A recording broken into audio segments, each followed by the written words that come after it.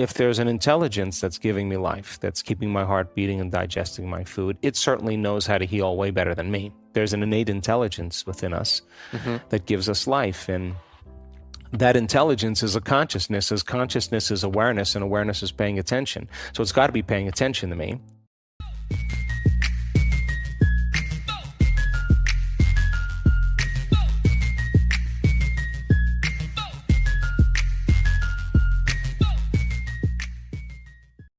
And so the story goes like this. I was studying medicine, pre-med, in college. And I was walking past the billboard, and I saw a sign that said, "Learn while you sleep." And I don't know why that caught my attention, because I was taking 21 credits that semester, and it was a full load, and I was taking organic chemistry and a lot of the sciences. And I thought, wow, what a great idea. Yes. To learn while I'm sleeping. So it led me to this whole thing about the conscious mind and the subconscious mind and hypnosis, and I was intrigued by it, and I started reading everything I could about the power of the subconscious mind and hypnosis. And I went on to my further studies, and I got very interested in yoga and martial arts. By the time I graduated with my graduate degree, I studied so much martial arts. I had a black belt, and then I had a school. When I moved to San Diego, I taught yoga 3 or 4 days a week, and I never really planned on going in that direction, because it was just something new that caught my attention. But my interest was really about what is possible for human beings. And back then, in the 80s, it was just the only place you could find it was really studying yoga or martial arts or even hypnosis. And I was intrigued by stage hypnotists as well. So I studied hypnosis quite a bit. And then I was living in San Diego. I was training very, very hard for a triathlon, and on the biking portion of the race in this triathlon, I was making a turn, and there was a police officer on the corner, and he was waving me on, like pointing at me and waving me on, and there were two cyclists on the corner that were making the turn, and I was passing those cyclists, and when he was waving me on, he had his back to the oncoming traffic. So when I made the turn, this four-wheel drive vehicle was on the course, and he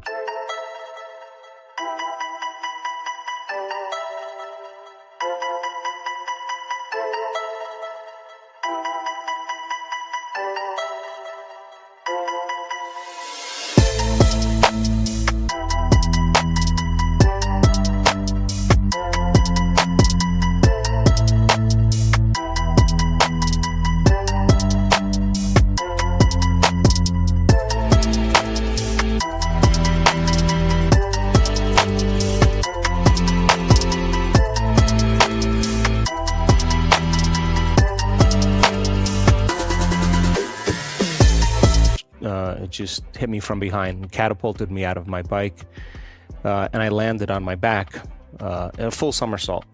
And when you land that hard, the compression of those forces collapses the vertebrae. So I wound up breaking the 8th thoracic, 9th thoracic, 10th thoracic, 11th thoracic, 12th thoracic, and first lumbar vertebrae. Wow.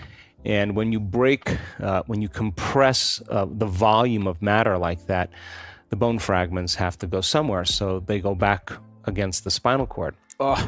And the neural arch, the little ring that the spinal cord passes through on the 8th thoracic vertebrae, had broken like a pretzel. So I had multiple compression fractures of my thoracic spine. I had bone fragments on the cord, and I had the neural arch compressing the cord as well.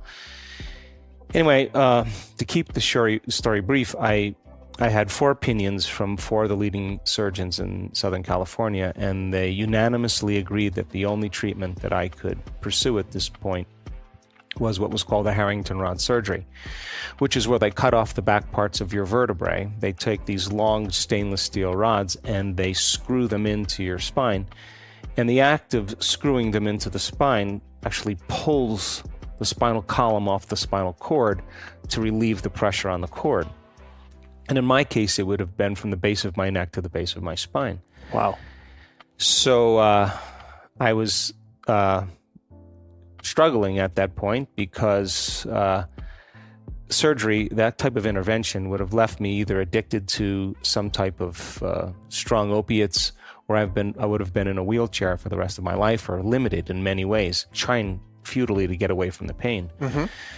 So because of all of my interest in alternative ways, I wasn't so quick to just say, let's do the surgery.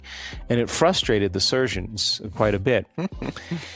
And then the last day, I had to make a decision within 7 days, because after 7 days, the bones just start to lay down strings of calcium. Okay. And the surgery would have been more radical if I changed my mind. So I decided against the surgery. And I thought, well, listen, I'm not going anywhere. I'm not doing anything. I'm laying face down with a lot of pain and some neurological challenges. And I thought, well, if there's an intelligence that's giving me life, that's keeping my heart beating and digesting my food, it certainly knows how to heal way better than me. There's an innate intelligence within us that gives us life. And that intelligence is a consciousness, as consciousness is awareness, and awareness is paying attention. So it's got to be paying attention to me. And I thought, well, hell, I'm not going anywhere. I'm not doing anything. Maybe I should just make contact with it and give it a plan, give it a template, give it a design. And when I'm very pleased with the design that I wanted to give it, I will surrender it, my creation, to this greater mind and allow it to do the healing for me. Mm-hmm. And the other thing I said is I'm not going to let any thought slip by my awareness that I don't want to experience. Now, it sounds really easy, but when you're faced with crisis and trauma, I think we tend to focus on what we don't want to have happen instead of what we do want to have happen, because the hormones of stress arouse the brain and body so that we're always preparing for the worst case scenario. So I would start reconstructing my spine, and then I'd start thinking about, oh my God, what if I live in a wheelchair? Should I sell my practice? And I caught myself not being able to pay attention. I'd stop and I'd start all over again. And it would take me hours to go through this whole process, and I would get frustrated and angry, and then it made it worse. and I was in a dark night of the soul because I couldn't get my mind to do what I wanted it to do. But I didn't give up. Well, about 6 weeks into it, all of a sudden I went through the whole thing. It took me, up until that point, 3 hours to do this. Mm-hmm. And all of a sudden I went through the whole thing without breaking my attention. And it just felt like I hit a tennis ball right in the sweet spot. I just clicked. It just felt right. And from that point on, my body started to change. My pain level started to drop. I started to feel my feet again. And boy, the moment I noticed what I was doing inside of me was producing some result outside of me, now I was ambitious and I was enthusiastic, and I just looked forward to doing it. And I was back on my feet in 10 and a half weeks, and back living my life in about 12 weeks, back in my practice, training again. Now, the doctor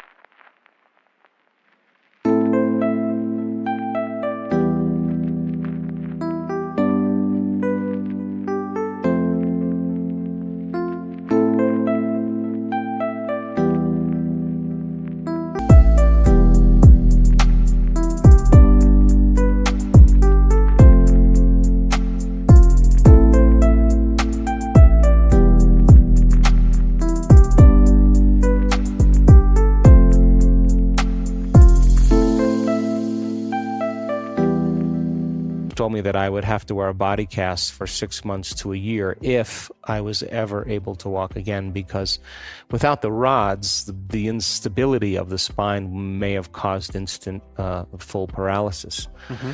So I put the cast on for about 30 minutes, and I just said, there's no way I'm going to live with this thing. And I stepped back into my life. Now, right at that moment, I realized that I couldn't be the same person again. I mean, after you're initiated like that, I couldn't relate with the people in my life. What was I going to complain about? I mean, I had a new chance at life. I was so excited.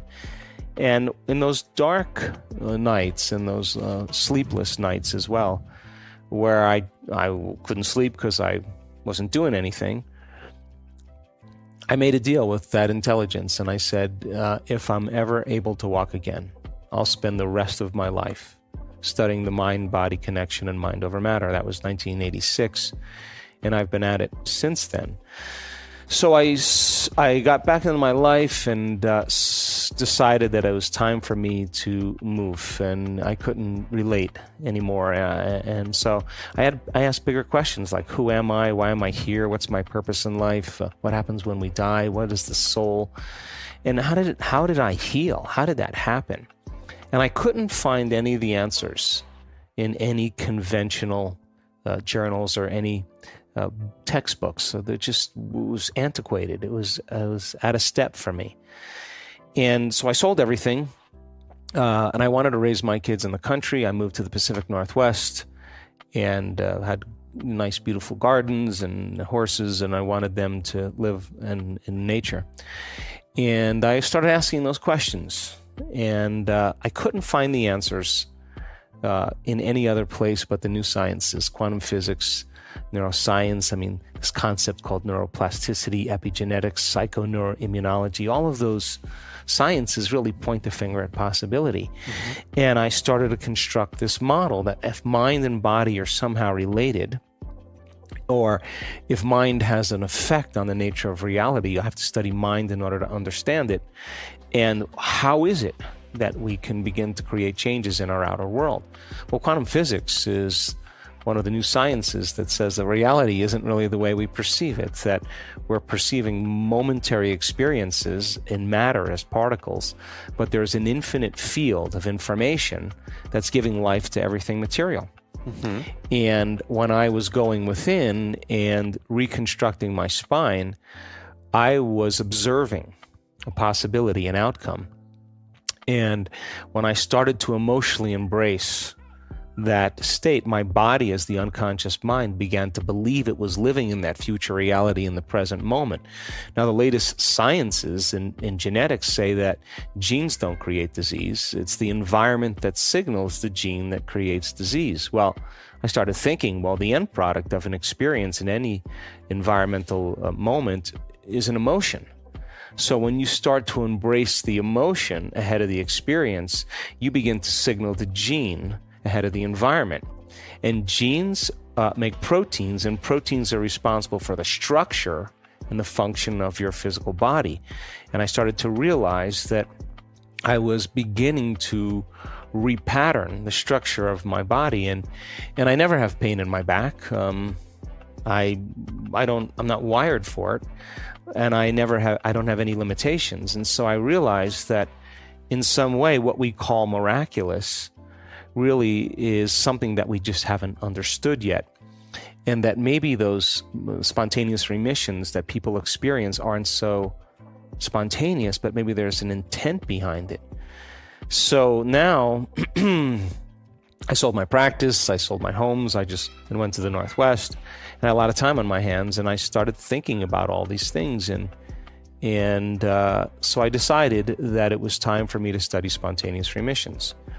So I traveled to 17 different countries. I interviewed hundreds of people that were treating conventionally or unconventionally, and they were staying the same or getting worse, and all of a sudden they got better. So I wanted to know what the cause was that was producing that effect. Mm-hmm. And so it wasn't their diet. It wasn't that they were celibate. It wasn't that they were a Christian or Jewish or Buddhist. It wasn't that they didn't drink alcohol. I mean, some of them smoked. I mean, there was no correlation. No clear pattern that I could begin to correlate. And, when something happens once, that's an incident. When you start seeing two events that happen in a very short amount of time, that's called a coincidence. But when you start seeing 3 and 4 and 5 and 6, now you're looking at a trend, and anything that's repeatable is science. We are back with Complete the Quote challenge. Can you complete the quote and give us the right answer? All you need to do is to complete the quote or statement that we choose, and if you can do it first, you're the daily winner. Your job is to write the correct answer in the comments below the video, or your guess if you're not sure. In the previous video we were looking for 2 words and the quote belongs to Dr. Joe Dispenza. It goes like this: we cannot create a new future by holding on to the emotions of. The correct answer is the past. So, we cannot create a new future by holding on to the emotions of the past. Congratulations to everyone with the correct answer. Today we are looking for 2 words and the quote also belongs to Dr. Joe Dispenza. The quote goes like this: every time we have a thought, we make. Write your answers in the comments below the video, and if you like this video, give your thumbs up and share it with your friends. Be the first one and win this challenge. Do you like this way of ending the videos? What's your thought about this speech? Tell me everything in the comment section. If you don't want to miss my new videos and challenges, subscribe and hit the bell button and you'll be noted when my new video is published. If you really like what we do here and want to support us, you can join our channel and our community for a symbolic fee and gain many other additional features. You can do that by clicking the join button next to the subscribe button, or you can click on the link in the description of this video. Stay good and have a great day.